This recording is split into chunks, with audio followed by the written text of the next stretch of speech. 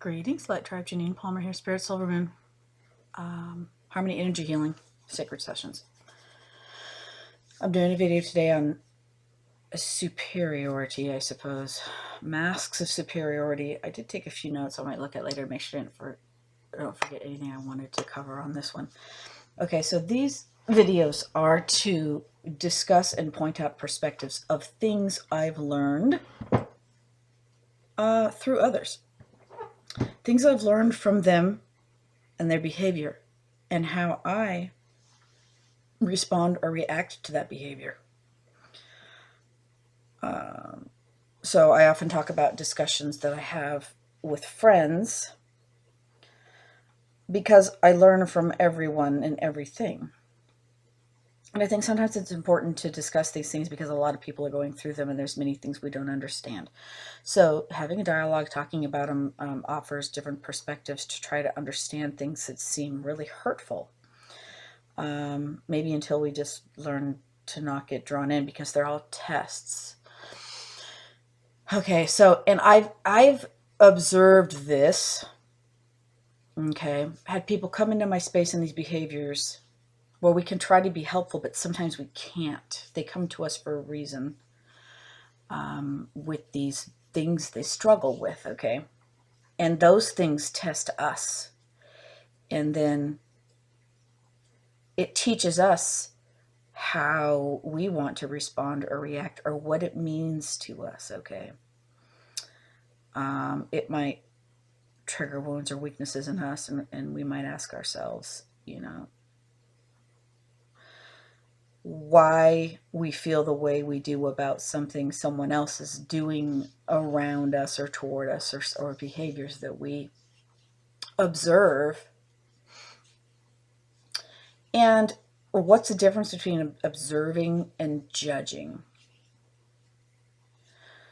So when you say, I see someone's in a pattern here and it seems destructive, and I might talk to them about it, I might try to bring it to their attention, I might be tested by it, I might have to learn to not let that trigger me, hurt me, draw me in, offend me, or whatever. So a lot of these are tests where we get to choose how we decide, and sometimes it's a process of going through this with different people, similar behaviors from different people. And that's what I'm talking about here, is I've had this come in my space from different people over the years that's been draining or hurtful, appears to be hurtful or triggering. And I want to talk about superiority, like somebody that we know, and I'm talking about something I've observed, okay, that's been directed at me, toward me, but also towards pretty much everyone in this person's line of vision in his path. And I also talked to another friend of mine about this recently after a death in the family, and she was talking about the way family members were behaving. And this is what I tried to explain to her from my limited perspective, is that it's about control. When someone, it tries to control something, it's from insecurity typically, and sometimes they've been hurt or they've experienced loss. They've lost something, so they try to control other things in their lives. I think because of that loss, because they feel like, okay, something was taken from me, I had no control over it, so I'm going to try to control these other things, because control is an illusion. But for whatever reason, people do that we don't understand. Okay, and it comes from ego, insecurity, wanting to control. And I'm just going to look at my notes, which I need my glasses to see what everything I wrote down here. So even those they admire, maybe they try to destroy others before others can hurt them or destroy them. But I'm talking about people who find fault in everyone and everything. And as you have discussions with them, you might see them doing it to other people or about other people. And guess what? If they're doing it to them, they're doing it to you. Okay, so they have their inner battles and they battle themselves through others. So we have the the test of whether we want to, ignore it, or if we want to get drawn in and be upset. So basically, when we see someone, I've talked about it recently before because it's been in my field of awareness for a while, about where someone is in a negative energy, okay? They're finding fault in everyone in their life, everyone they come across.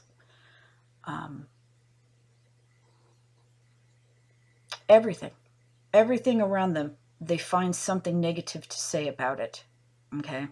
It's an inner battle. And, for a while, we might feel hurt or wounded by that, upset, violated in some way. It might seem like treachery, backstabbing, to where you learn that you feel like you can't trust them, that they're not what they seem, that they're not really honest, because to your face, they might say things like, that they care about you and, whatever. And then behind your back, they're just talking shit. So, and this comes through to you sometimes by people that are telling you the truth. And so then that's your test as to how you're going to respond or react to that. Okay. So these people are in that negative they're in a state of superiority, okay, where they're judging because of their own inner battles. And just because they're judging people and finding fault doesn't mean that's complete accuracy of another person or any situation just because they're doing it. Like they might talk crap about someone, and that someone's in their space and everything's fine and dandy, and then the person's not in their space and they're talking crap about him again. So it's a reflection of the person so deeply wounded and so stuck in negativity. But when people judge like that, it's because they want to feel superior. Why do they want to feel superior? Because they have felt like they haven't had control in their life and they want control. So they want the illusion of control. So they're creating it, or they think that they are. So I was mentioning recently about how, people might destroy your art. They might try to destroy what matters to you. They will put it down. And when it's happening to you, it might feel a certain way.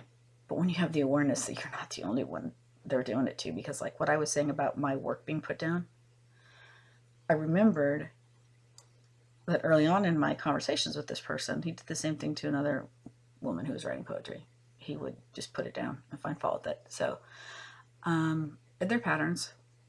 And I guess we just have to determine how we're going to allow that vibration, whatever it is, to disrupt our space or not. So in other words, if we can come to realization and it feels like I am who I am, I do what I do for the reasons I do them, which some people might even know, and on one hand they might respect and admire, but on the other hand they want to cut it down. So we do what we do for the reasons that we do them.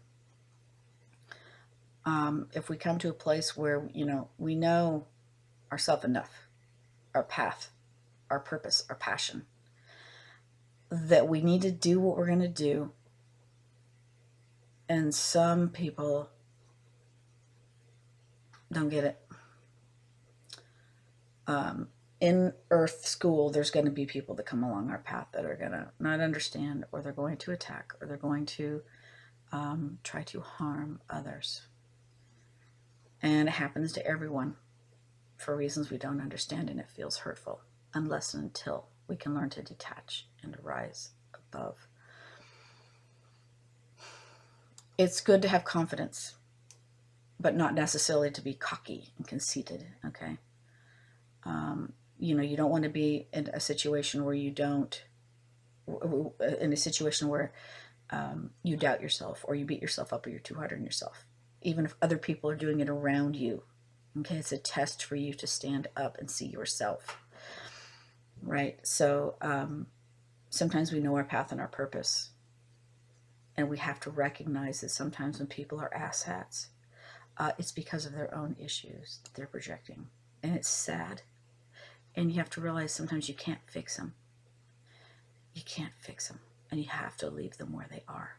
And hopefully they find their healing, but they would really have to be able, ready, willing, and able to look deeply within to those wounds and into the mirror to see their behavior. They don't even realize what they're doing. To see their behavior, and if somebody could videotape them and record them to what they're saying to each person on their phone calls, their messengers, their texts. I mean, they can read their text back, but to hear themselves, the way they talk on the phone or something, if they could hear back the things that they're saying, somebody should record this and play it back to them. But even if you listen back to your own voice clips, you probably aren't hearing it.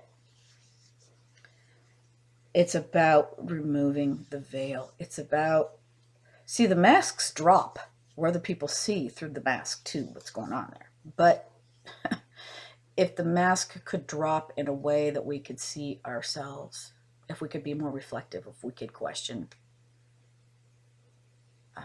what needs to be questioned. Because how we treat others, we treat ourselves. And as a collective, we need to rise. So when some people aren't doing it, it's affecting the whole. And some people are doing good works, right? They're trying to be helpful and compassionate, and I suppose they are doing it to a degree. So do they do that here and there, and then over here they're backbiting? Does that just undo everything they did? I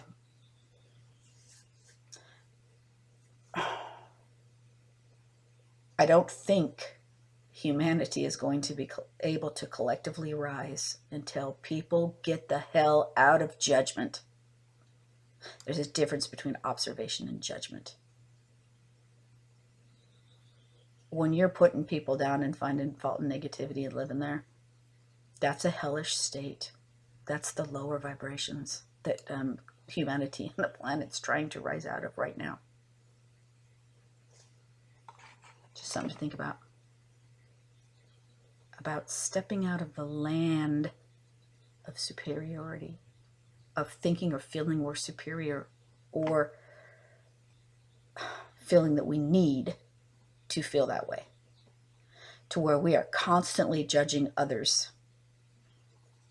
From what viewpoint and perspective, by the way, when you haven't been in their fucking shoes? Peace.